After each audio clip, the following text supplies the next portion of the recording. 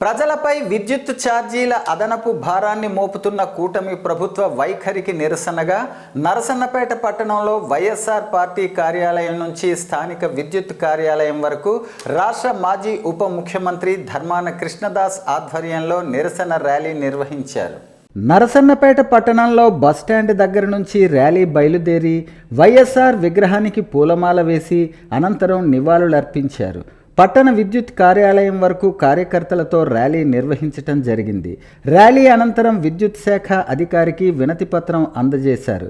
ఈ కార్యక్రమానికి నియోజకవర్గ ఎంపీపీలు, జడ్పీటీసీలు, మాజీ కార్పొరేషన్ చైర్మన్లు, డైరెక్టర్లు, ఎంపీటీసీలు, సర్పంచులు, పట్టణ వార్డు సభ్యులు, కార్యకర్తలు పాల్గొన్నారు. తెలుగుదేశం ప్రభుత్వం, కూటమి ప్రభుత్వం పెంచినటువంటి విద్యుత్ ఛార్జీలు తగ్గించాలి.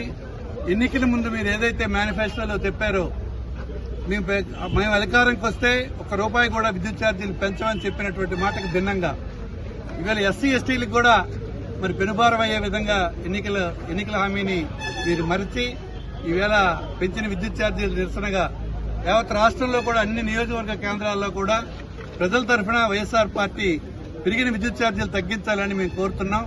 మరి అలాగే ఎన్నికల ముందు మీరు ఏదైతే వాగ్దానాలు ఇచ్చారో సూపర్ 6 అని చెప్పి ప్రతి ఒక్కటి కూడా ఆచరించి ప్రజలకి అండగా ఉండాలని ప్రజలు మీకు మీ మాటలు నమ్మి ఓట్లేస్తారు, అధికారం ఇచ్చారు.